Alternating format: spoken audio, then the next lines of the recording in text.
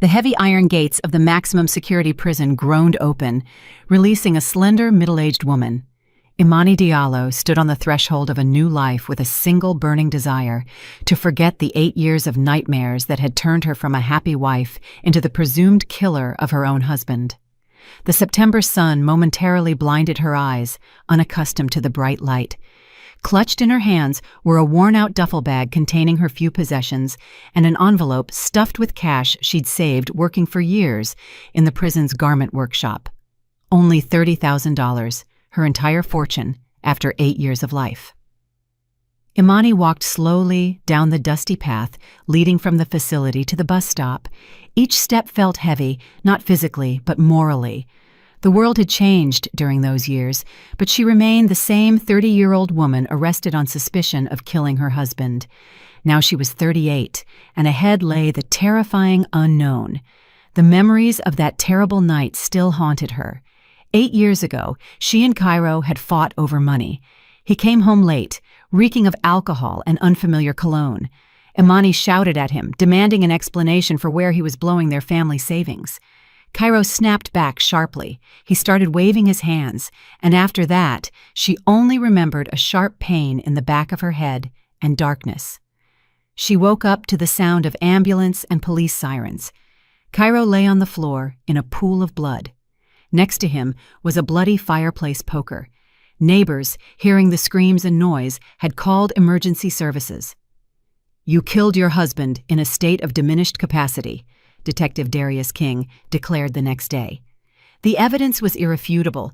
Her fingerprints on the poker, her husband's blood on her clothes, and neighbor testimonies about their domestic disputes. Her public defender, a young, inexperienced lawyer assigned by the state, didn't even try to mount a serious defense. 8 years in a maximum security facility for involuntary manslaughter in a moment of passion, the judge pronounced the sentence. Imani remembered her legs buckling, the courtroom blurring before her eyes. She screamed that she was innocent, that she didn't recall how it happened, but no one listened. In prison, the first few months were the hardest. Imani couldn't accept the idea that she was capable of killing anyone, especially Cairo, whom she had once loved. Yes, their marriage had been falling apart for the last 2 years. Yes, her husband had started drinking and coming home late, but killing him seemed unthinkable. In time, she learned to survive the prison environment. She worked in the sewing shop, read books from the meager library, and corresponded with the few friends she had left. Gradually, the letters became fewer and then stopped completely. People forget. It's natural. The only bright spot in the gray prison days was her friendship with Ayana, an older woman serving time for white-collar crimes. Ayana became Imani's mentor, almost a mother. It was Ayana who taught her never to lose hope and to believe in justice. "Nita," Ayana would tell her, using her nickname, "the truth always rises to the top, like oil on water. You have to be ready for that moment." Ayana had been released on parole 3 years ago. As a farewell gift, she gave Imani a small medallion of St. Teresa and whispered, "When you get out, the first thing you must do is visit your husband's grave. Ask him for forgiveness, not for killing him, but for not being able to save him from the life he chose." Now, standing at the bus stop, waiting for a ride into the city, Imani gripped that same medallion tightly in her pocket. The bus arrived 30 minutes late. The driver, an older man with kind eyes, took pity on her when he learned where she was coming from. "It's all right now, dear," he said. "Your life is just starting. The main thing is not to let bitterness take root." The trip to the city took 2 hours. Imani watched the passing landscape through the window, thinking about how she now had no home, no job, and no family. The apartment she and Cairo had rented was lost immediately after her arrest. Her parents had passed away before her marriage. She had no other relatives. In the city, she went straight to a florist. She chose a modest bouquet of 6 white chrysanthemums, the only thing she could afford. The young salesperson looked curiously at her worn clothes and pale face. "For a grave?" she asked sympathetically. "For my husband," Imani replied curtly. The cemetery was located on the outskirts of the borough. Imani got there on 2 different buses, saving every penny. It was approaching evening when she finally reached the gates of the Oakwood Memorial Park. The groundskeeper, a stocky man about 45 years old, sat in his shed reading a newspaper. Seeing Imani with flowers, he nodded and waved her through. Cairo Diallo's grave was in a distant corner of the cemetery, among simple burial plots without expensive monuments. 8 years ago, Imani wasn't allowed to attend the funeral. She was under investigation. Now, for the first time, she saw her husband's final resting place, a simple metal plaque with his name, last name, and dates of life, Cairo Diallo, beloved husband and son. Imani gave a bitter smile. Beloved husband. If those who wrote those words knew how things really were. She knelt before the grave and began clearing the weeds that had grown during years of neglect. No one had tended the grave. Cairo's parents had died long ago. He had no other relatives. Imani carefully placed the flowers she'd brought and cried silently. The tears weren't for the dead husband, but from the painful realization that 8 years of her life had vanished without a trace. 8 years stolen by an unjust sentence that could not be returned. She was only 30 when they arrested her, and now she was 38. The best years wasted in vain. Imani was so focused on tidying the grave that she didn't notice she was being watched. Only as the sun began to set and the evening chill settled in the air did she feel a steady gaze. Turning around, she saw a little girl hiding behind a nearby headstone. The girl was only about 6 years old, no more. Blonde hair braided into 2 pigtails, large gray eyes that held curiosity mixed with fear. She was dressed simply but cleanly, in a plaid dress and a light jacket. "Hello?" Imani called out softly, wiping her hands with a wet wipe. "What's your name?" The girl hesitantly emerged from her hiding place, but maintained a safe distance. She clearly had been taught to be wary of strangers. "Lumi," the little one answered in a quiet voice. "And who are you?" "I've never seen you here." "I'm Imani. This is my husband's grave," the woman explained, pointing to the fresh flowers. "And what are you doing here so late? Where are your parents?"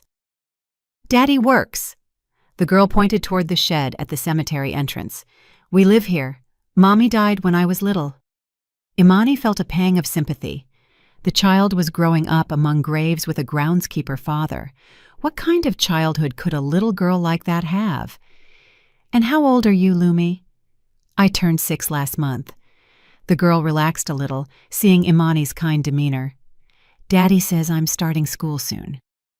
In Imani's bag were some candies she'd bought, intending to eat them on the bus. But she hadn't touched them. Now she pulled out a shiny wrapper and offered it to the girl. "Would you like a piece of candy?" Lumi looked at the sweet distrustfully, but temptation was stronger than caution. She moved closer and took the candy. "Thank you," she said politely, immediately unwrapping it. "Sweetheart, has your dad worked here long?" Imani asked, hoping to start a conversation. "Yeah." The girl nodded, sucking on the candy. "My dad, Victor, says he's been the groundskeeper for 5 years now, and we live in the little house by the gate." So this Victor started working here after Cairo died, Imani thought. But he might still know something or have heard something from the previous groundskeeper. "And before your dad, did someone else work here?" "Grandpa Nick worked here." The girl chattered freely now, apparently craving conversation with someone other than her father. "But he got sick and went to the hospital, and then he passed away. Daddy says Grandpa Nick used to tell lots of interesting stories about the cemetery." Imani felt this conversation could be important. What if that Grandpa Nick knew something about Cairo's funeral? After all, he was buried 8 years ago, and Victor has only been working here for 5 years. And what kind of stories did Grandpa Nick tell? Lumi paused, obviously recalling the tales she'd heard from her father. Different things, about how spooky it is here at night, about bad people who come around, and also... The girl suddenly broke off and looked at Imani with a thoughtful gaze. "And also, what?" Imani gently prompted her. "And also, Grandpa told Daddy that some of the graves here are strange, that not always what should be in them is actually in them." Imani's heart began to pound faster, but she tried not to show her anxiety. "What do you mean, not what should be in them?" Lumi shrugged. "I don't know. Daddy doesn't like talking about it much. He says Grandpa was just old and made things up." The girl looked intently at Cairo's grave, then back at Imani. "Auntie Imani, is it true that your husband is buried here?" "Of course it's true. Why do you ask?" Lumi moved closer to Imani and lowered her voice to a whisper. "Auntie, there's nobody in there. Do you want me to tell you a secret? Daddy Victor said he saw them take something out of this grave, at night. Men came in a big car." Imani's hands trembled. She struggled to remain calm. "When was that, sweetheart?" "I don't know exactly. Daddy wasn't telling me. He was telling his friend, Uncle Boris. They thought I was asleep, but I was listening." The girl smiled guiltily. "Daddy said it was maybe 3 or 4 years ago. He wanted to chase them away at first, but they gave him money. A lot of money." Imani felt dizzy. If what the little girl was saying was true, someone had opened Cairo's grave. But why? And what could they have taken from there? "Lumi, are you sure your dad was talking about this grave?" She pointed to Cairo's headstone. The girl nodded. "Yes, I know it well. It's close to our little house, and I pass by here often. Daddy told Uncle Boris that the men dug right here, near the metal plaque." Imani rose from her knees and looked around. The cemetery was emptying out. Most visitors had left. In the distance, she could see the groundskeeper making his rounds before closing. "Sweetheart, can I talk to your dad?" The girl became alarmed. "Why? You won't tell him I told you about the grave, will you? He'll be mad at me then." "I won't tell him, I promise. I just want to ask if they need any help here. Maybe I could do some work." This was only half the truth.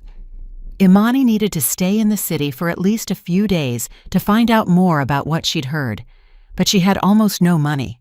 A job at the cemetery didn't seem like an attractive prospect, but right now, she wasn't in a position to choose. "Daddy!" Lumi shouted loudly, waving toward the approaching man. "There's an auntie here who wants to talk to you." Victor approached them with an even stride. He was a man about 45, of average height, with a simple open face and observant brown eyes. He was wearing overalls and work boots.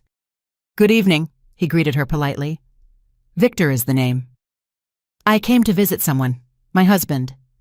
Imani pointed to the grave. "I'm Imani. I just arrived in the city recently. I wanted to ask if you need any help here. I can clean up, water the flowers, whatever." Victor scrutinized her with an appraising look. It was clear he was used to judging people by their appearance and mannerisms. "Have you worked anywhere before?"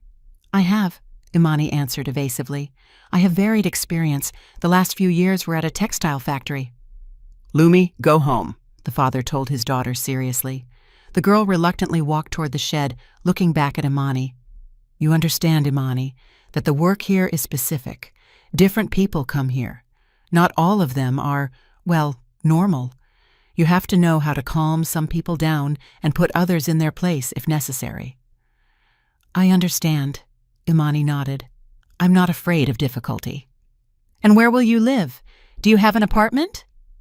Imani expected this question and had prepared an answer beforehand. "For now, I'm renting a room from acquaintances, but if the work is permanent, I'll rent something separate." Victor remained silent, considering the proposal. "All right. Come back tomorrow morning. We'll try it for a week. I won't pay much, but the work isn't complicated. The main thing is to be responsible and honest."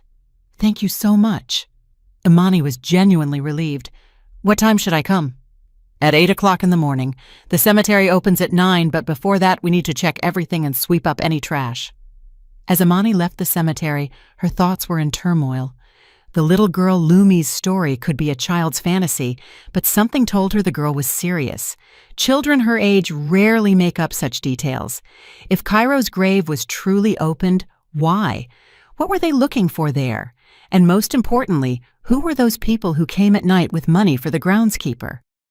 Imani walked through the dark city streets toward the bus stop, and for the first time in 8 years, she felt like she had a purpose. Maybe she could finally find out the truth about that terrible night that destroyed her life.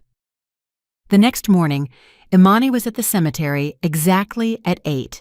She had spent the night in a cheap motel near the bus station, the only place she could afford, as the future was uncertain and she needed to conserve cash.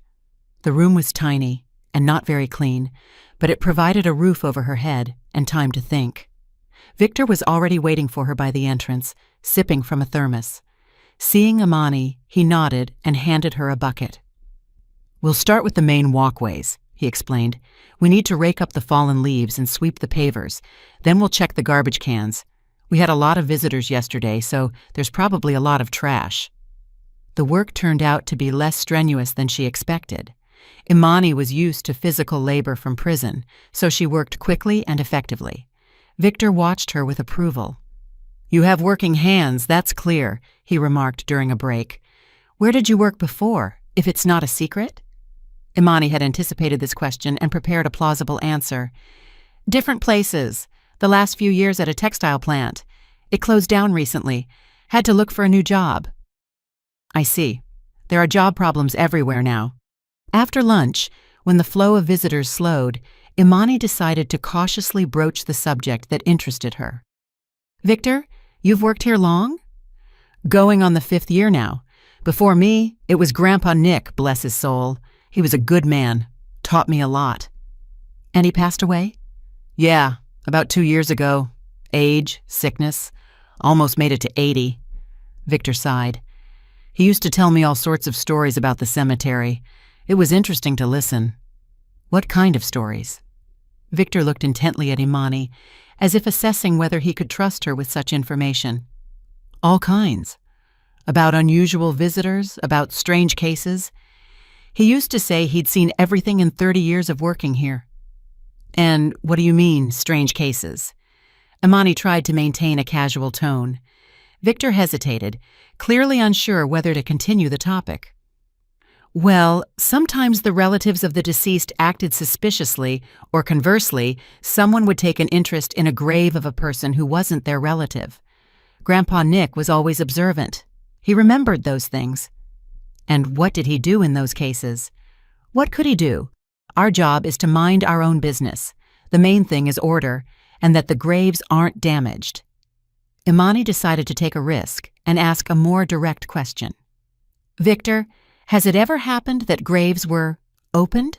Officially or unofficially?" The groundskeeper immediately tensed.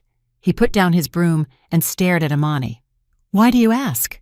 What does that have to do with you?" "Just curious. I thought that only happened in movies." "All sorts of things happen," Victor replied vaguely. "Sometimes relatives decide to relocate the remains. Sometimes law enforcement requires an exhumation. But all that is official, with paperwork, and unofficially—" Victor was silent for a long time, clearly wrestling with himself. Finally, he sighed heavily. "Imani, you seem like a straight-up person. I'll tell you how it is. Yes, it has happened. Once, during my time here, some people came at night, offered me money, asked me not to interfere and not to tell anyone. And you accepted?" "What was I supposed to do? They offered me money that I don't make in half a year, and I have a daughter growing up. She'll be going to school soon, then college. It's tough raising her alone." Imani felt her breathing quicken. So Lumi wasn't making it up. "And what were they looking for in the grave?" "I don't know, and I didn't want to know. They asked me to leave for a few hours. I did. When I returned, everything was carefully reburied and tidied up. No traces left." "Do you remember which grave it was?" Victor tensed again. "Why are you so interested? I don't get these questions." Imani realized she was pushing too hard. She needed to act more carefully. "I apologize if the questions seem odd. It's just that I've never worked in a cemetery before, so I'm curious." "All right." Victor relaxed slightly. "Just don't tell anyone about this. If management finds out I was involved in that kind of stuff, I'll be fired. Of course, I won't say anything." The rest of the day passed with routine tasks. Imani helped visitors find the necessary plots, swept the paths, and watered flowers on abandoned graves. She even enjoyed the work. After the confined atmosphere of prison, being outdoors was a relief. In the evening, after the cemetery closed, Imani went to the city library. She needed to find information that might shed light on the circumstances of Cairo's death. The library had internet access, and Imani decided to look up local newspaper archives. The librarian, an elderly woman with glasses, helped her find the necessary section. Imani scanned the electronic archives of the City Gazette from the year of Cairo's death. In the March 15th issue, there was a small note. Homicide in the city, domestic dispute leaves man dead. Cairo Diallo, 31, died from injuries sustained during a conflict with his wife. Suspect detained. Imani continued browsing, searching for any mention of herself or her husband. A month after the murder, in the April 18th issue, her attention was caught by a completely different article. The Bank of the Americas branch robbed, $50 million haul. Criminals stole a large sum of money from the vault, approximately $50 million. Investigation seeking the culprits. Imani reread the note several times. The Bank of the Americas was where Cairo worked. He had been the branch manager there for several years. Could this be a coincidence? She continued studying the archives. In subsequent newspaper issues, there were several more articles about the bank robbery. The investigation hit a dead end. The criminals left no clues and had worked professionally. Surveillance cameras were disconnected, and the alarm was blocked from the inside. This suggested the robbery was committed by someone who knew the bank's security system well. The April 25th issue featured an interview with the bank's CEO. "We didn't just lose money, we lost one of our best employees. Cairo Diallo was an experienced manager. His death was a hard blow to all of us. Perhaps if he had been alive, such a robbery wouldn't have occurred." Imani felt goosebumps rise on her skin. The connection between her husband's death and the bank robbery seemed more than suspicious. Cairo dies under mysterious circumstances, and a month later, the bank where he worked is robbed. This could not be a coincidence. She continued her search and found another curious detail. In the May 2nd issue, there was a small note stating that law enforcement was asking anyone with information about Cairo Diallo's business contacts to come forward. The message stated that the deceased might have possessed information that could aid in solving the robbery. Imani printed all the materials she found and put them in her bag. The library's operating hours were ending, but she had gotten what she was looking for. Now she had far more questions than answers. Returning to the motel, she pondered the information she'd obtained. If Cairo was somehow involved in the bank robbery, then his death might not have been accidental. But who and why would have killed him? And most importantly, if he's dead, who robbed the bank? In the motel room, Imani spread the printed sheets on the bed and tried to construct a logical chain of events. Cairo works at the bank, has access to security system information. He is killed in March. The bank is robbed in April. Several years later, someone opens his grave at night. Why? The only explanation she could come up with sounded unbelievable. What if Cairo wasn't dead? What if his death was a setup and someone else is lying in that grave? The idea seemed delusional to Imani, but the more she thought about it, the more logical it all became. Cairo could have faked his own death to rob the bank, unimpeded, and escape. And she, the only witness to those events, was framed for murder. But how was that technically possible? She remembered the blood, the unconscious body of her husband. Was it all a cleverly staged scene? Imani lay down but couldn't sleep. Her mind raced with increasingly incredible thoughts. Tomorrow she absolutely had to talk to someone who remembered Cairo, who knew about his work at the bank. Perhaps his former colleagues could provide crucial information. In the morning, upon arriving at work, Imani decided to question Victor in more detail about the night the grave was opened. She chose a moment when there were few visitors in the cemetery. "Victor, yesterday you told me about the people who came at night. Did you see them? Do you remember what they looked like?" The groundskeeper became uneasy. "Why are you interested? Not every day you hear something like that." "I saw them. 2 middle-aged men, One tall, thin, in an expensive suit, the other stockier, in a leather jacket. They spoke politely, not like thugs. What did they drive? A black SUV. I didn't notice the license plate, didn't even try. And what did they tell you? Victor paused, recalling. The tall one said they needed to retrieve something from the grave, said it was a family matter, that the deceased was a relative. But I know all the plots here. That deceased man had no relatives. Which deceased man? Imani tried to speak as calmly as possible. The Diallo one, Cairo. I remember the last name because it's uncommon. He was a young man. Such a shame. Imani's heart started pounding so hard she feared Victor would hear it. Her suspicions were confirmed. Cairo's grave really had been opened. And what could they have been looking for there? I don't know. Maybe some valuables were buried with the deceased. That happens. People put gold, cash in the coffin, and then the relatives regret it and decide to retrieve it. But you said he had no relatives. He didn't. That's why the whole thing was strange. But they offered so much money that I decided not to get involved. Imani nodded, pretending the topic no longer interested her. But inside, everything was churning. Now she was almost certain that she had become the victim of a monstrous scheme.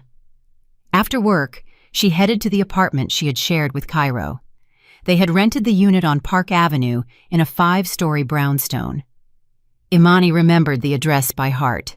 The building was still there, looking even more dilapidated than 8 years ago. Imani climbed to the second floor and knocked on the door of the apartment opposite her old one. Her neighbor, Valentina, an elderly woman who was always aware of all the neighborhood gossip, lived there. Valentina, looking older and much frailer, opened the door. Seeing Imani, she cried out and clutched her hand to her chest.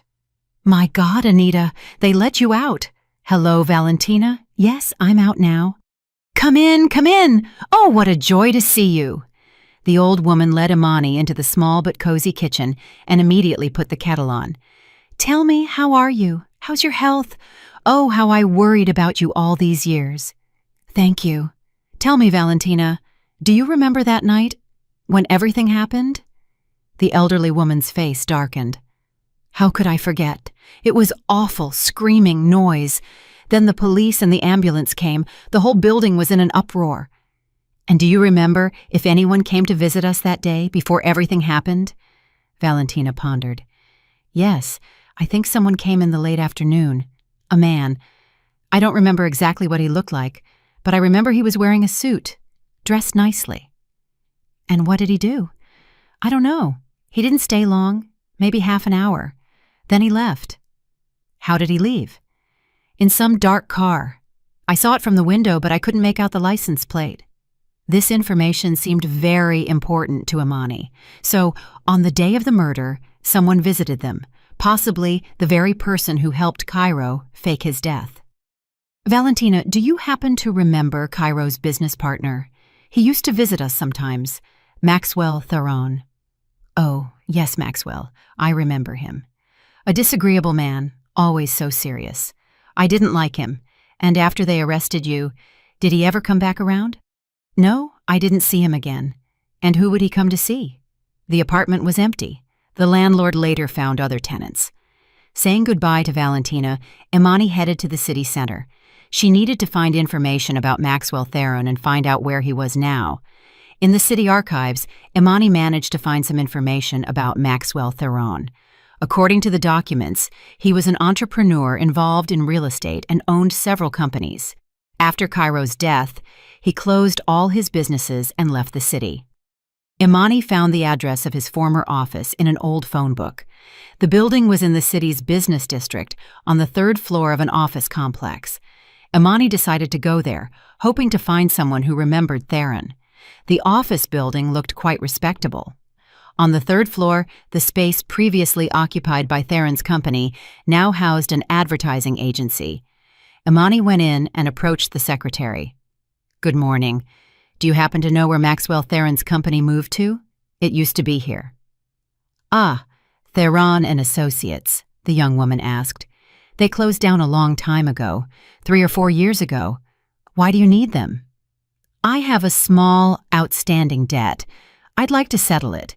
Try asking the neighboring office. There's an accounting firm there.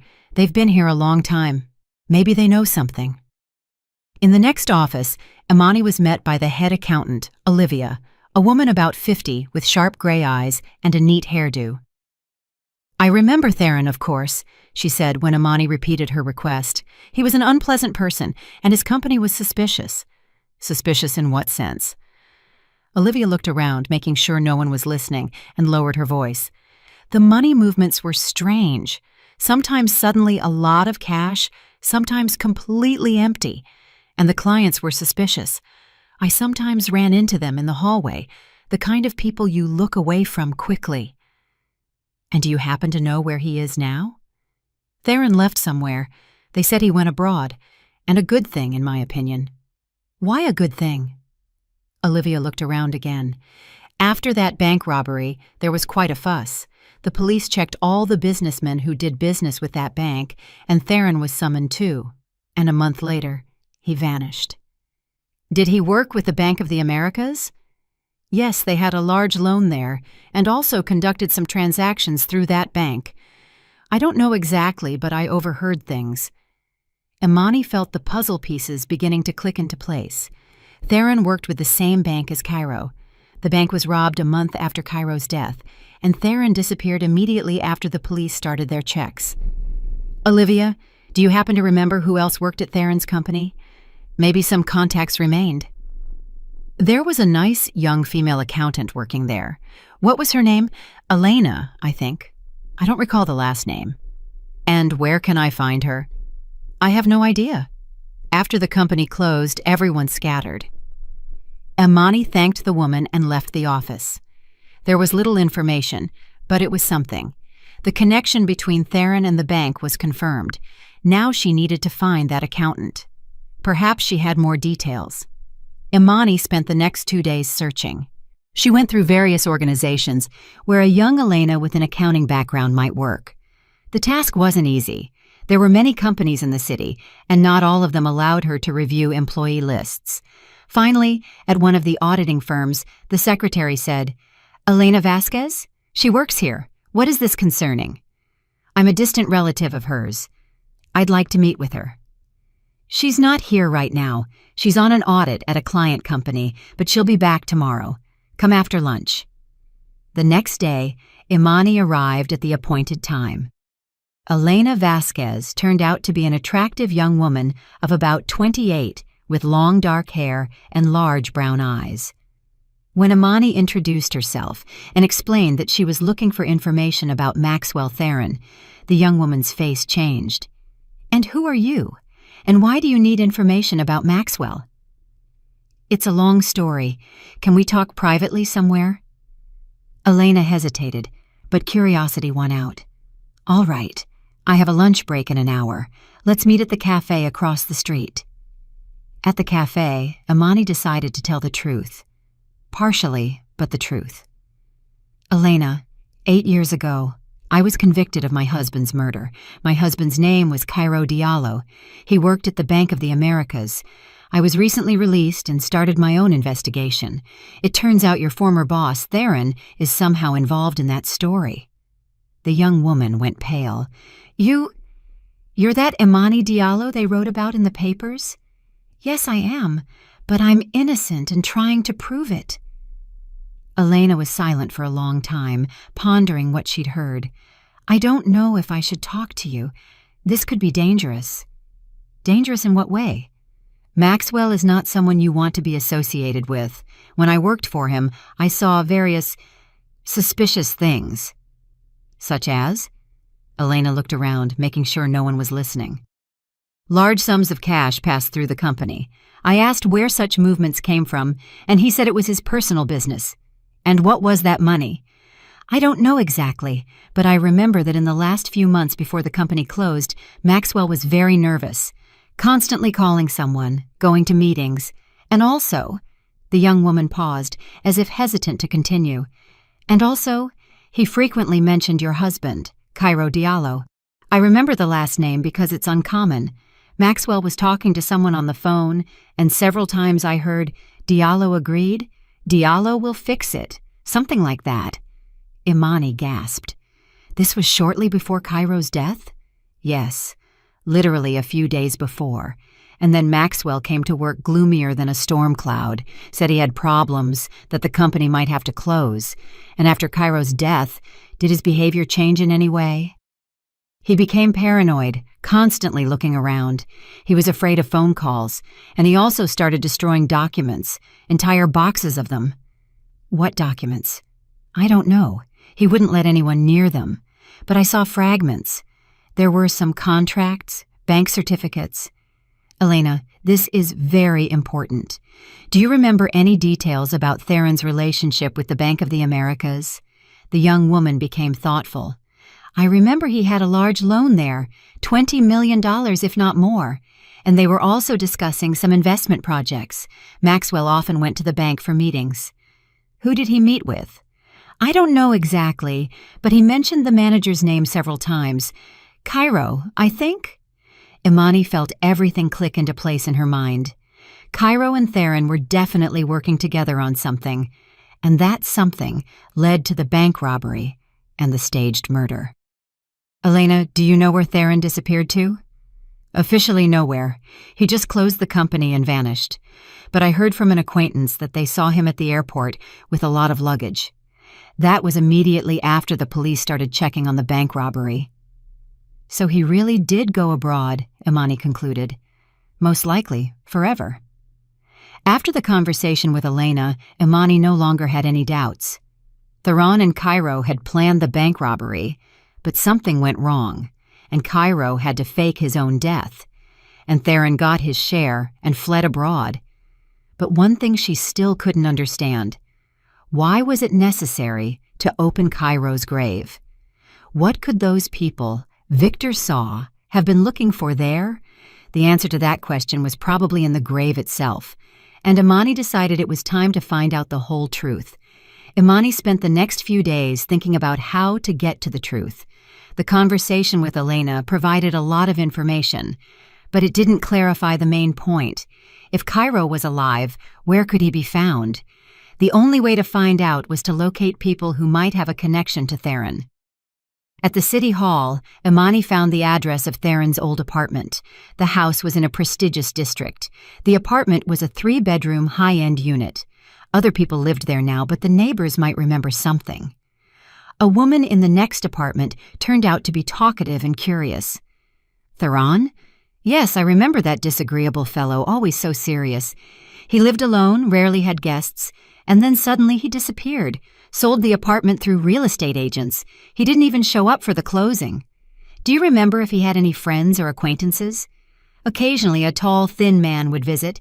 They talked about serious things, sometimes raising their voices. What did this man look like?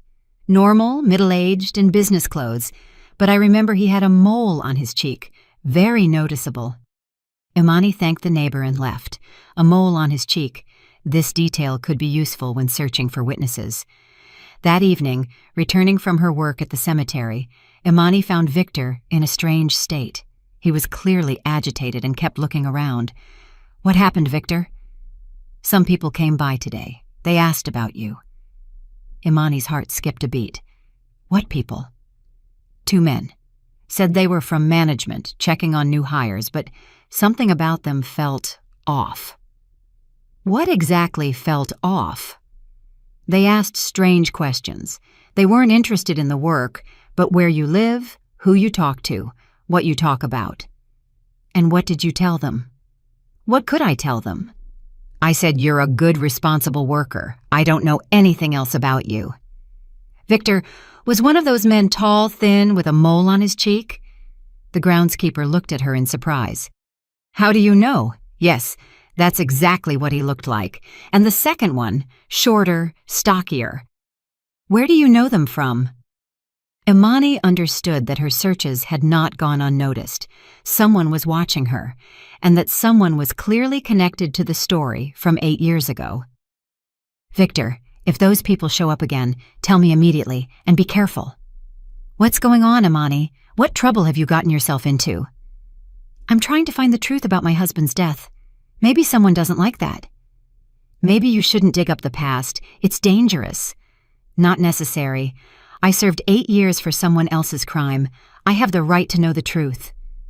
The next day, Imani decided to proceed with more caution.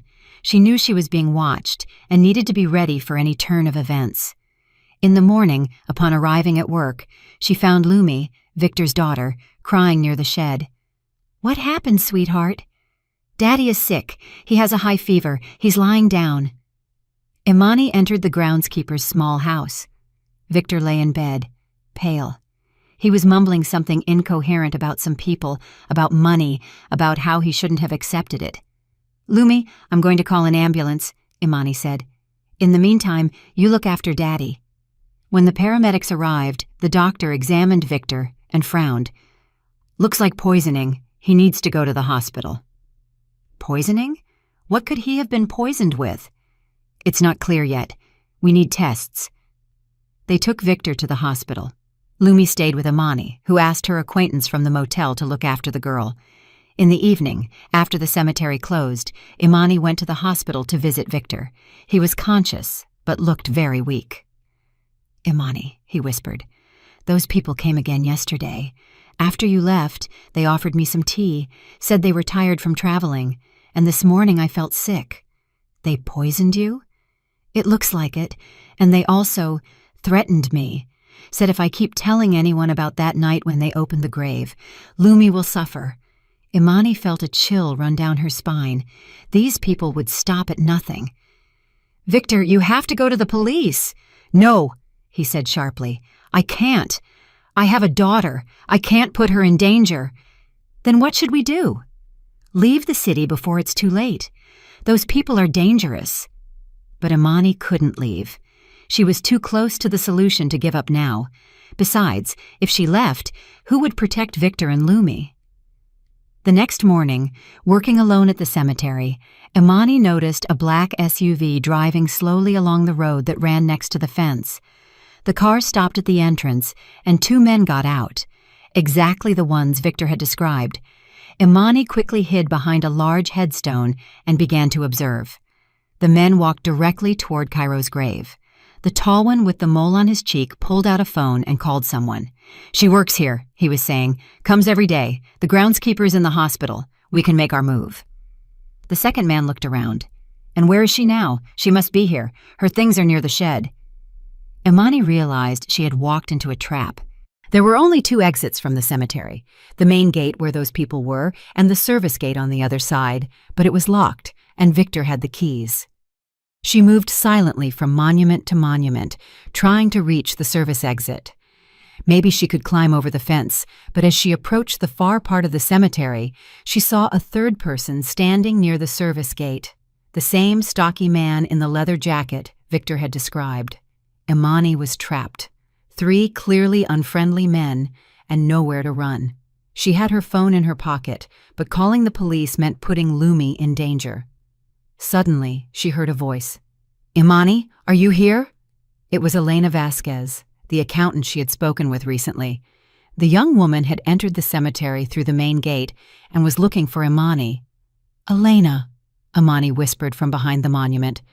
"Quiet. There are dangerous people here." The young woman came closer, and Imani quickly explained the situation. "Oh my God," Elena gasped. "What should we do?" "Do you have a car?" "Yes, it's in the parking lot." "Listen carefully. You're going to walk over to the main entrance now. Tell those men you're looking for the cemetery administration. Distract them for a couple of minutes, and I'll try to get over the fence. If they suspect anything, say you don't know them. Tell them you need a death certificate for a relative for tax purposes." Elena nodded and headed toward the entrance. Imani watched as she spoke to the men, showing some documents from her bag. Seizing the moment, Imani quickly ran toward the fence in the far corner of the cemetery. The fence here was lower and didn't have barbed wire on top. She climbed over it, scraping her hands and tearing her clothes, but she made it out onto the street. A few minutes later, Elena caught up with her, panting. "I told them I was looking for the administration, and they said the administration is in the city. They seemed to believe it." "Thank you so much. You saved my life." They quickly got into Elena's car and drove away. Only when the city was behind them did Imani feel relatively safe. "Elena, why did you come to the cemetery? How did you know where to find me?" The young woman smiled awkwardly. "After our conversation, I couldn't settle down. You mentioned getting a job at the cemetery. I kept thinking about what I told you about Maxwell and your husband, and I decided I knew something else important, and I needed to tell you." "What exactly?" "Remember I said Maxwell was destroying documents? Well, he didn't destroy all of them. I have copies of some papers at home. I made them for accounting purposes and then forgot to hand them over." Imani's heart pounded. "What documents?" "Contracts with the Bank of the Americas. And something else interesting. Maxwell's correspondence with a person named Alex Romano." Imani froze. "Elena, this is very important. Where are those documents?" "At home, in my closet. I haven't even read them closely. I just put them in a folder." They drove to Elena's apartment. The young woman lived in a studio apartment in a housing development. She pulled out a thick folder of documents from the closet. "Here, look, there's everything. Contracts, certificates, letters." Imani began to review the papers. Most were standard business documents, but suddenly her attention was drawn to one sheet. It was a letter from Alex Romano to Maxwell Theron, dated in March of the year Cairo died. "Maxwell, everything is going according to plan. Tomorrow will be the accident, after which I can act freely. In a month, when things calm down, we will carry out the bank operation. Your task is to provide the alibi and the channels for moving the money. After that, we meet at the agreed location and divide the profits. Don't forget our agreement about the grave. In a few years, it will be necessary to retrieve important documents from there." The letter was signed A. Romano. Imani reread the letter several times. There it was, written proof that Cairo had faked his own death. And now she knew they were looking for some important documents in his grave. "Elena, do you understand what this means?" "No. What?" "It means my husband is alive. He faked his own death to rob the bank and escape, and I was framed for the murder of a person who didn't even die." The young woman gasped. "But how is that possible? There was forensic analysis, body identification. Apparently it was all arranged. Someone else is lying in that grave, and Cairo is hiding under the name Alex Romano. So what do we do now?" "We have to find Alex Romano and prove that he is my living husband." Imani understood that to prove her innocence, she needed more serious evidence than a letter of dubious origin. It was necessary to find out exactly who was buried in the grave under the name Cairo Diallo. At the city hospital, her former medical school classmate, Chloe Nzinga, worked. Imani remembered that Chloe worked in the pathology department. Perhaps she could help with information about the autopsy of Cairo's body. Meeting Chloe at the hospital was risky. Theron's people could be there. Imani asked Elena to find Chloe's home address and arrange a meeting there. A day later, Elena reported that the meeting was scheduled for the evening. Chloe lived in a private home on the city's outskirts with her husband and 2 children. Seeing Imani, Chloe couldn't hide her surprise. "Imani, my God, they released you! How are you? How's your health?" "I'm fine, Chloe, but I need your help. It's about my case." "Come in. Tell me about it over some tea." In the cozy kitchen, after the children were in bed and her husband had gone to the garage, Imani told Chloe about her suspicions. "You seriously think Cairo faked his death?" Chloe asked incredulously. "More than seriously, and I have written proof. But I need to know who was buried under my husband's name." "Imani, that was 8 years ago. Do you think I remember every autopsy?" "Chloe, you know it was a high-profile case, murder, trial. You don't forget that." Chloe became thoughtful. "You know, I do remember that case because it was strange. The body came in bad condition, severe head trauma, and also what? The identification wasn't done by a relative. A man came, said he was the deceased's business partner. His last name was, what was it? Theron?" "Yes, Theron. And why didn't the relatives identify him?" "He said the deceased had no parents. The wife was under investigation. His paperwork was in order. He had authorization from the detective." Chloe, do you remember anything specific about that body? Any marks, scars, moles? Chloe recalled with effort. Yes, there was one detail. The deceased had a tattoo on his chest. Small but noticeable. An anchor with the inscription, Seawolf. Imani felt a chill in her chest. Chloe, are you sure?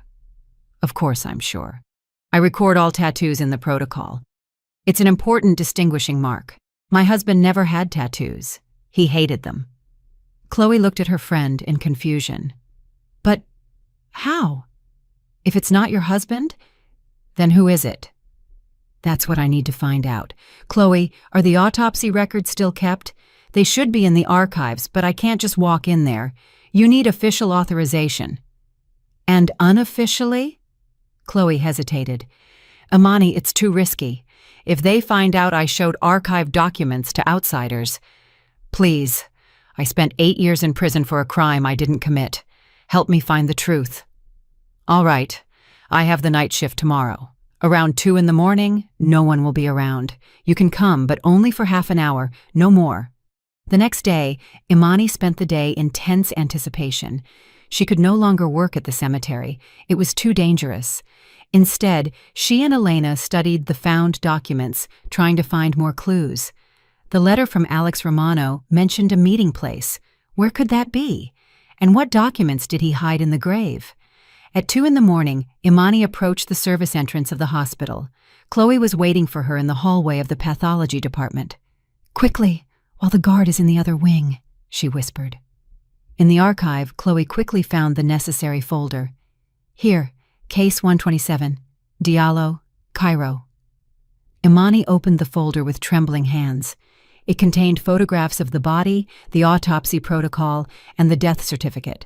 The photographs weren't of great quality, but the tattoo on the chest was clearly visible. An anchor with the inscription Seawolf, exactly as Chloe described. This is definitely not my husband, Imani said. Then who is it? Imani carefully studied the protocol. Deceased's age, approximately 30 to 35. Height, 5 feet 9 inches. Build, average. Distinguishing marks. Tattoo on the chest. A scar on the left arm, 3 centimeters long. Chloe, where could this person have come from? Where could Theron have found a body that matched the age and build? I don't know. Maybe a transient or someone who died of an overdose. And how can we find out this person's identity? Only through fingerprints or DNA. But fingerprints were only taken from criminals, and the DNA database didn't exist yet back then. Suddenly, Imani noticed a small note in the corner of the protocol, sent from Municipal Morgue 2, cause of death, overdose of prohibited substances, identity not established. Chloe, look, this person came from another morgue as an unrecognized identity. Yes, that happens. If a person dies on the street and has no documents, they send them to the morgue as unknown.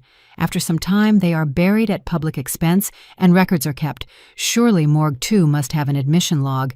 You could contact colleagues there. Chloe considered it. I could try. My former colleague Irina works there, but it's also a risk. Please try. It's very important. The next day, Chloe called Imani. Irina agreed to help.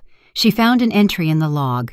Unknown male brought to the morgue on March 10th, found near the train station. Cause of death, overdose of prohibited substances. Approximate age 30, tattoo on the chest, an anchor. And did anyone try to identify him? No. Irina says there are many cases like that. Such people die and their relatives either don't know or don't want to get involved. Chloe, this person could have been from another city. It's very possible. From the tattoo, you could assume he had some connection to the Navy or just liked the maritime theme. Imani thanked her friend and began to process the information. Theron and Cairo found the body of an unknown man that matched the age and build. Cairo faked his own death, brought in the stranger's body, and she was framed for murder. But one thing she still didn't understand. How was the setup technically carried out? After all, she remembered the blood. She remembered Cairo lying on the floor unconscious. Perhaps he really was wounded, but not mortally. and then, while Imani was unconscious, they replaced his body with the stranger's corpse. There had been enough time for that. The ambulance and police only arrived an hour after the neighbors heard the screaming. Now she had solid evidence that Cairo was alive. But where to look for him, and how to officially prove her innocence? Imani realized she couldn't handle this alone. She needed help from professionals, investigators, experts. But first, she needed to find Cairo himself, alive and well, hiding under a false name. After the discoveries in the hospital archives, Imani realized she needed help finding Cairo. Independently finding a person hiding under a false name in another country was impossible. Elena had an acquaintance, the private detective Naomi Ruiz, who specialized in locating people. Naomi agreed to help, but warned that her services weren't cheap. "I have connections in different departments," Naomi explained. "I can check databases, passport offices, customs services, but I have to be paid for the information." Imani had a catastrophically small amount of money, but Elena offered to lend her the necessary sum. Naomi started working with enthusiasm. In 3 days, she called with the first results. "Your Alex Romano is a real person, but the interesting thing is that all the documents he used to get his passport were fake. How did you find that out?" "I have an acquaintance in the passport office. By the way, I paid him well to check the documents. The birth certificate is fake, the registration certificate too, all done very professionally, but fake." "And where is he now?" "Officially, he left for Turkey. He hasn't appeared on U.S. territory in a long time, but I have connections in travel agencies. I'll try to find out the details." A few days later, Naomi brought sensational news. "Your Alex Romano is living in Antalya. He owns a chain of restaurants. He is married to a local woman. They have a son. He lives under the name Alex Romano. He slightly altered his last name for convenience." Imani felt faint. So, Cairo really was alive. He had a new family, a new life built with stolen money and at the cost of her ruined destiny. "What should we do now?" Elena asked. "We have to force him to come back to the U.S., Imani said decisively, "and confess what he did." "But how? He's not stupid. He won't come back voluntarily." Imani remembered the letter she found in Theron's documents. It mentioned documents hidden in the grave. Perhaps those documents held great value for Cairo. "Naomi, can we contact Alex Romano? By phone, for example?" "We can. I have the number for his restaurant. Why?" "I want to offer him a deal." The next day, Imani dialed the international number. A male voice with a distinctive accent answered. "Hello, Russian Courtyard Restaurant. May I speak to Alex Romano, please?" "One moment." After a short while, a familiar voice came on the phone. "I'm listening." "Hello, Cairo." A long pause. Then, "Who is this?" "Your wife, the one who served 8 years for your murder." An even longer pause. "I don't know what you're talking about. You have the wrong number." "No, I don't have the wrong number. I know everything. I know about the bank robbery, about Theron, about the fake documents, and I know that in your grave lies a deceased man with a seawolf tattoo." The silence was so long that Imani thought he had hung up. "What do you want?" Cairo finally asked. "To meet and talk. I'm not coming to the U.S. I think it's in your best interest. After all, I have something you need." "What exactly?" "The documents from your grave. The very ones you asked Theron to retrieve in a few years." Another pause. "How do you know about the documents?" "I have your correspondence with Maxwell. All of it." "What are you proposing?" "Come to New York City. We'll meet in a public place. You get your documents, and I get a written confession that you faked your death." "You're crazy. I'm not confessing to anything." "Then your documents will end up with Interpol and the Turkish police. I think they'll be interested to know who Alex Romano really is and where he got the money for his restaurant business." A long pause. Imani could hear Cairo breathing heavily. "What guarantees do I have that you won't set a trap for me?" "I'm not Theron. I just need justice. You confess to staging your death. I get exonerated, and then everyone lives their own life. And if you don't come, Then I'll hand over all the documents to the district attorney's office and Interpol. They'll find you sooner or later." Cairo was silent, pondering the proposal. "Where is the meeting?" he finally asked.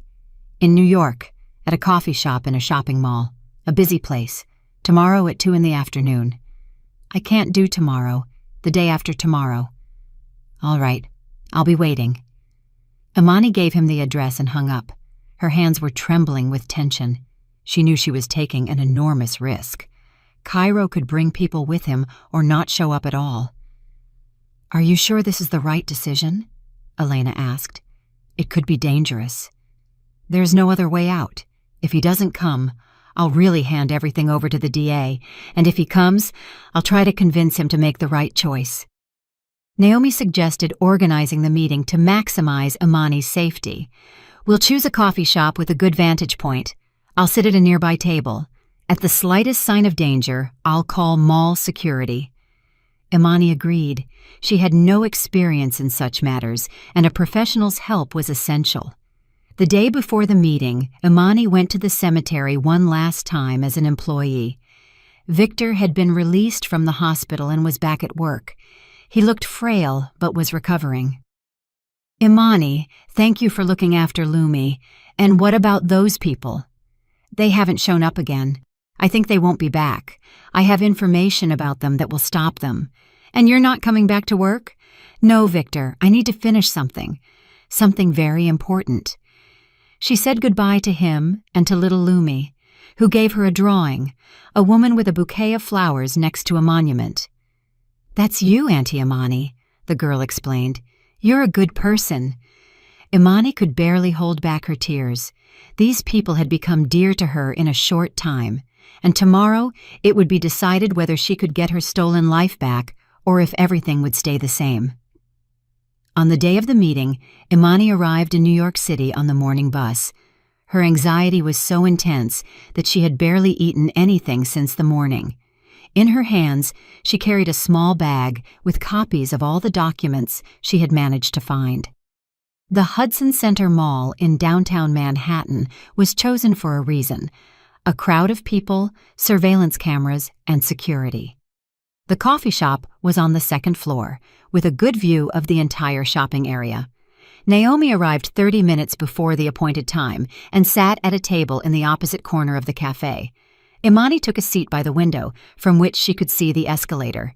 Exactly at 2 in the afternoon, a man in a dark suit and sunglasses ascended the escalator. Imani recognized him instantly. It was Cairo. He had changed in 8 years. He was tanned, had gained weight, and wrinkles had appeared around his eyes. But his gait and mannerisms were the same. He looked around, spotted Imani, and slowly approached her table. He sat down opposite her without removing his sunglasses. "Hello, Imani." "Hello, Cairo." They looked at each other for a few seconds. Imani tried to understand what she felt toward this person who was once her husband. Anger, hatred, pain, mostly just emptiness.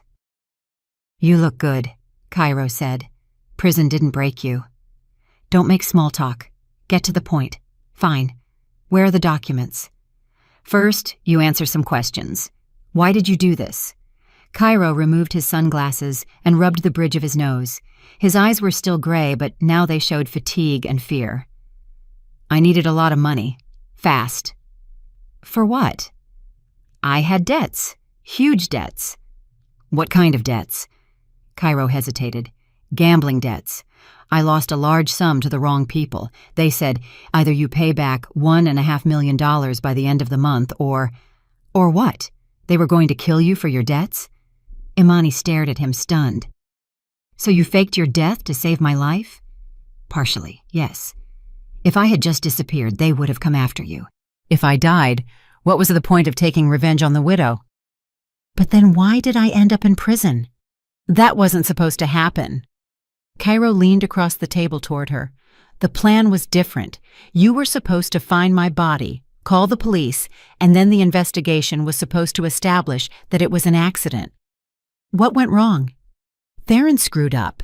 He hit you too hard. You were unconscious for too long, and when you woke up, you started screaming that you didn't remember anything. That seemed suspicious. So, Theron was the one who hit me? Yes. According to the plan, he was supposed to just lightly stun you so you wouldn't interfere with the body switch, but the blow was harder than calculated. Imani felt a wave of clarity. She finally knew the truth about that night. And they decided that if I was charged with murder, it was even better. No one would look for other versions. Cairo lowered his eyes guiltily. I didn't want you to go to prison. I thought the lawyer would find a way to prove your innocence. 8 years, Cairo. 8 years of my life. Forgive me. It's too late for forgiveness. Now tell me, where are the documents you hid in the grave? What documents? I didn't hide anything in the grave. Imani looked at him in surprise. Don't lie. I have your letter to Theron where you write about the agreement regarding the grave, and that important documents will need to be retrieved from there in a few years. Show me that letter. Imani took the copy out of her bag. Cairo read it carefully and frowned. This is not my letter. How is it not yours? The signature is yours. A. Romano. The signature might be mine, but I didn't write the letter. I never called myself Romano in correspondence with Maxwell, and I didn't hide any documents in the grave. Then who wrote this letter? I have no idea, but if someone opened the grave looking for documents, that person was mistaken. Imani thought about it. So the letter was a forgery, but why would someone need to fake correspondence between Cairo and Theron? Cairo, where is Theron now? I don't know. After the bank robbery, we parted ways. I went to Turkey, he went somewhere in Europe. It's unknown where. We haven't communicated since. And how did you split the money? Half and half, $25 million each. And you opened the restaurant business with that money? Yes. What else was I supposed to do? There was no turning back. Suddenly, Imani noticed that Cairo was constantly looking around. He was clearly nervous and in a hurry. Did you come alone? Yes. Well, in principle, yes. What do you mean, in principle? Listen, Imani, let's finish this quickly. Give me the documents you have, and I'll sign any confession. Just make it fast. Why are you in such a hurry? Who are you afraid of? Cairo didn't answer, but his anxiety was contagious. Imani looked around and noticed that Naomi was also looking anxiously in their direction. Cairo, what's going on? I was followed from Turkey. Someone found out I was flying to New York. It's possible they're here. Who are they? I don't know. Maybe Theron's people, or maybe those same creditors I once hid from. At that moment, 2 men approached their table. Imani recognized them immediately. They were the same people who came to the cemetery and poisoned Victor. Cairo Diallo, the tall one with the mole on his cheek, said, "What a small world. We've been looking for you for a long time." Cairo turned pale. I don't know you. But we know you, and very well. You owe us money, a lot of it. The second, stockier man sat down next to Cairo, blocking his escape path. And this, I presume, is your wife? The tall one nodded toward Imani. The one who killed you. Funny story. What do you want? Imani asked, trying to speak calmly. We want the money your husband stole from our bank. $50 million plus interest for 8 years. We represent the interests of some investors in the Bank of the Americas, private investors who don't like publicity. Imani understood that she had walked into a real trap. These people were clearly not joking, and there was no help to be expected. I don't have that much money, Cairo said. The restaurant generates income, but not that much. That's your problem. You have 2 weeks to find the money. Or what? Or we tell the Turkish police who Alex Romano really is, and at the same time we inform the U.S. Attorney's Office where to find the resurrected deceased. The tall man took an envelope from his pocket and placed it on the table. Here are our coordinates. 2 weeks, Diallo. No more. The men stood up and left as suddenly as they had appeared. Cairo sat, pale and bewildered. Who were they? Imani asked. I have no idea, but they know everything about me. Cairo, what if they're Theron's people? Maybe he decided to get rid of you. I don't know. Maybe. Listen, what if we join forces? You help me officially prove my innocence, and I help you find the real culprits of the robbery. What do you mean, real culprits? You and Maxwell robbed the bank. I'm sure of it. But maybe someone used them. Maybe Theron didn't even come up with the robbery plan. Cairo looked at her thoughtfully. You know, now that you mention it, the robbery plan was actually too detailed for Maxwell. He's not that smart. And also what?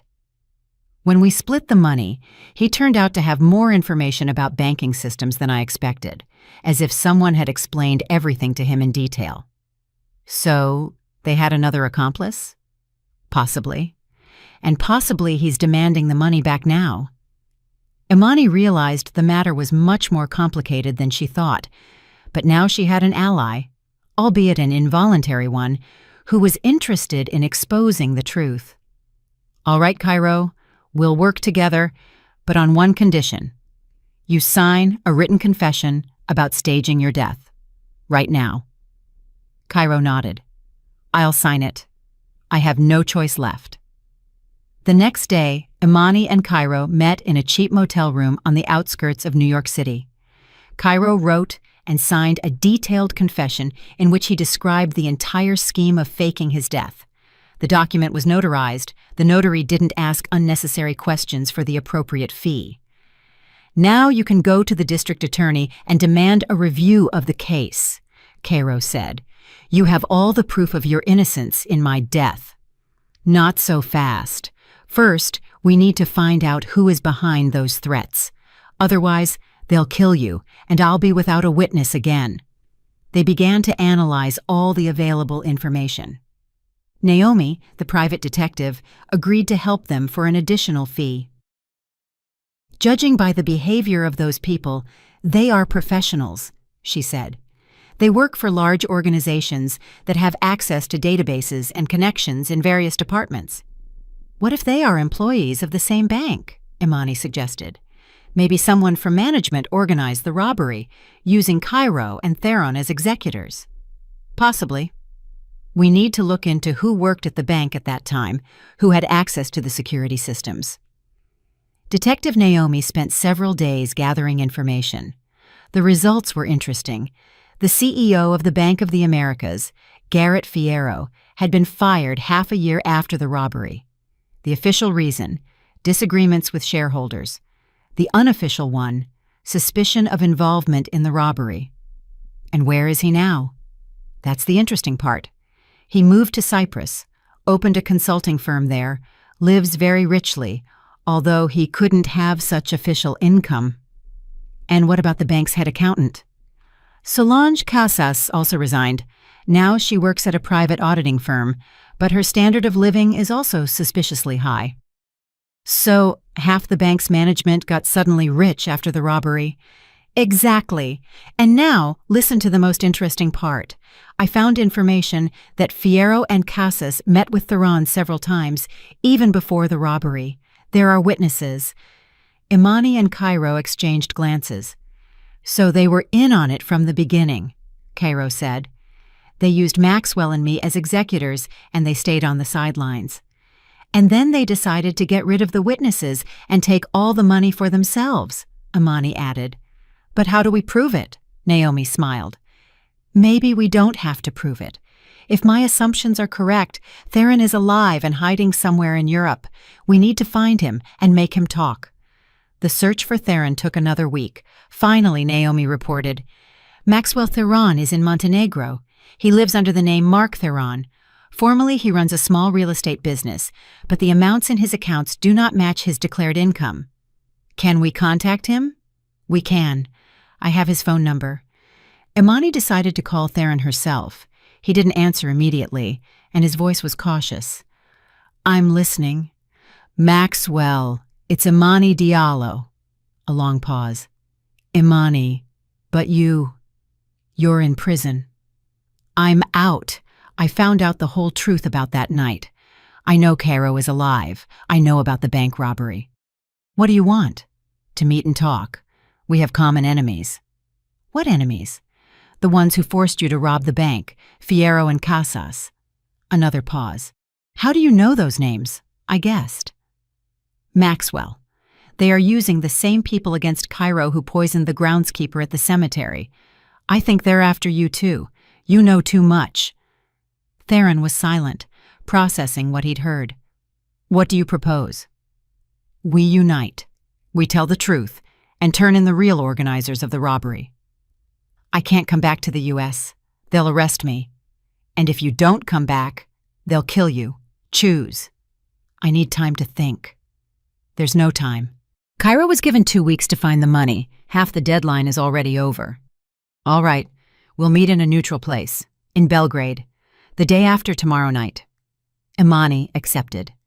She didn't have an international passport, but Naomi promised to solve that problem in a day. 2 days later, the three of them, Imani, Cairo, and Naomi, were sitting in a Belgrade hotel restaurant waiting for Theron. He arrived an hour late, looking nervous and constantly looking around. "Maxwell," Imani greeted him. "Thanks for coming." "I don't know if I'm doing the right thing," he said, sitting down at the table. "If they find out I met with you—" "Who are they? Fierro and Casas?" "Yes, they have people everywhere. They know everything that happens." "Maxwell, tell us everything from the beginning," Cairo asked. "Who really organized the robbery?" Theron was silent for a long time, wrestling with himself. Finally, he spoke. "It was their idea from the beginning. Fierro approached me in early 2016. He said the bank was in a difficult situation. Shareholders were demanding results, and there was nothing to show." "And what did he propose?" "To stage a robbery. To take money from accounts that were officially listed as stolen, but actually to divide it among the participants of the operation." "And where did Cairo come in?" "Fierro said they needed a manager who would help from the inside. Cairo was suitable. He had debts. He could be blackmailed." "What debts?" "He was taking out loans at other banks against fake income certificates. If that came out, he would have gone to jail for fraud." Imani looked at Cairo. He lowered his eyes guiltily. "And why was it necessary to stage your death?" Imani asked her husband. "That was also Fierro's idea," Theron answered. "He said after the robbery there would be an investigation, checks. If Cairo was still alive, they might start suspecting him. If he died shortly before the robbery, he would be a victim rather than a suspect." "But why did they frame me?" "That wasn't planned. According to the plan, Cairo's death was supposed to look like an accident. But when you were arrested, Fierro said it was even better. Fewer questions would be asked." Imani felt a wave of rage surge within her.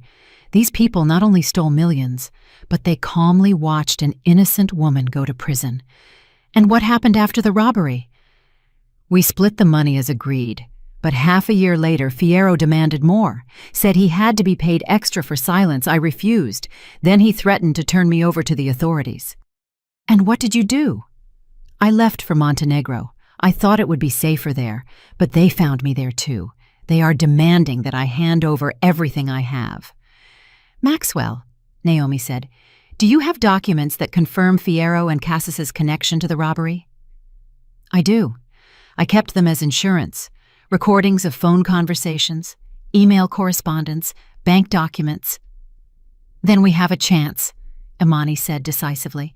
"We collect all the evidence and go to the DA simultaneously in the U.S. and in Montenegro." "And if they find us first?" "They won't find us. I have connections in law enforcement," Naomi assured them. "We can arrange witness protection." Theron agreed. He had no choice. Either turn in the organizers of the crime or hide from their revenge for the rest of his life. A week later, Imani was sitting in the office of the district attorney's investigator in New York City, giving a statement.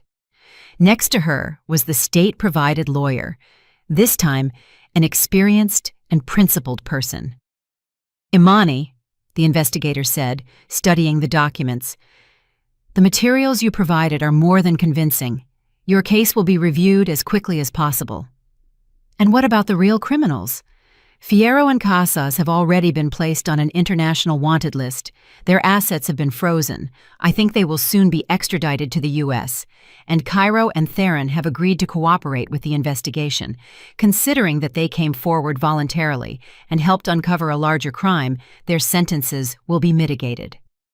A month later, the court officially recognized Imani as innocent of her husband's murder. The case was closed for lack of evidence of a crime. Furthermore, the court recognized her right to compensation for wrongful conviction. The compensation amount was $8 million, $1 million for each year of illegal imprisonment. It was a huge amount of money for Imani, but it couldn't bring back the stolen years of her life. Fierro and Casas were arrested in Cyprus and extradited to the U.S. The investigation established that they not only organized the Bank of the Americas robbery, but were also involved in several other large heists. They were sentenced to long prison terms. Cairo received a 3-year suspended sentence for participation in fraud. Theron got off with 2 years in a low-security facility. The people who threatened Cairo and poisoned Victor turned out to be Fierro's mercenaries. After their employer's arrest, they disappeared and were not seen again. Victor recovered completely and continued working as the groundskeeper at the cemetery. When Imani came to say goodbye to him before leaving the city, he said, "Imani, thank you for not giving up. If it weren't for you, we would have continued living in fear." "Thank you, Victor and Lumi. If it weren't for your daughter, I would never have found out the truth." Little Lumi gave Imani a new drawing. This time, the woman wasn't next to a grave, but walking down a path toward the bright sun. "That's you going toward your new life, Auntie Imani," the girl explained. Imani bought Victor and Lumi a studio apartment near the cemetery and bought the girl everything she needed for school. They had become her true family, people who believed in her innocence and helped her achieve justice. Imani transferred part of her compensation to the Legal Aid Center for the Wrongfully Convicted, where she also began working as a specialist. She understood that there were many people in the country who, like her, had become victims of judicial errors or criminals. "Everyone has the right to justice," she told journalists, "and everyone has the right to a second chance." Cairo returned to Turkey with his new family. Before leaving, he met with Imani one last time. "Forgive me for everything that happened," he said. "I know words can't fix what you went through. I forgive you, Cairo, not for what you did, but for helping to make things right. What will you do next? Live, truly live, not just exist." They parted without regrets.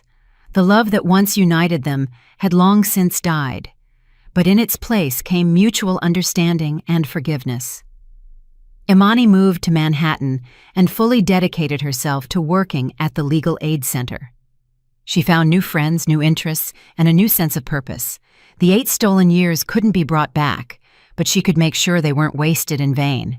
Elena Vasquez became her closest friend and assistant at the center. Naomi joined their team as a private detective specializing in finding evidence of innocence. In Imani's first year of work, the Last Truth Center helped secure the exoneration of 17 wrongfully convicted people. Every new victory over injustice brought Imani more joy than all the money in the world. One October day, exactly 1 year after her release, Imani went back to the city cemetery, but this time, not to Cairo's grave. The unknown man who finally found peace and his name, Dwayne Morales, now lay there. It was established through his tattoo that he had served in the Navy and had disappeared without a trace several years earlier. His mother, whom they found through military records, was finally able to say goodbye to her son. Imani went to Ayyana's grave, the same older woman who supported her in prison, and said that the truth inevitably rises to the top, like oil on water. "Thank you, Ayyana," she said softly, placing flowers on the modest marker. "You were right. The truth really did surface." Next to the grave stood a middle-aged man in a sharp suit. Seeing Imani, he approached her. "Excuse me, are you Imani Diallo?" "Yes, I am. And who are you?" "Marcus King. My wife is serving time for a murder she didn't commit. I heard about your center and would like to ask for help." Imani looked closely at the man. In his eyes, she saw the same pain and despair that once tormented her. "Tell me about your wife's case. It's a long story." "I have time," Imani smiled. "All the time in the world." They walked toward the cemetery exit, discussing the new case. A simple but reliable car was waiting for them behind the fence. On the back seat lay a folder with documents from another case of judicial error. Imani got behind the wheel and looked in the rearview mirror at the receding cemetery. 8 years ago, she had left this place as a broken woman, accused of murder. Today, she was leaving as a person who had found her calling and was ready to help others in the search for justice. The car pulled away, heading toward a new life, new cases, and victories over injustice. And in Imani's pocket still lay the small medallion of Saint Teresa, a reminder that the truth triumphs sooner or later, no matter how deep they try to bury it. Imani Diallo's story ended, but the story of the Last Truth Center was just beginning. And somewhere in the U.S., innocent people were behind bars who still didn't know that hope existed, the hope that the truth will rise to the surface like oil on water. Because justice is not a luxury but a necessity, and every person has a right to it, regardless of the circumstances.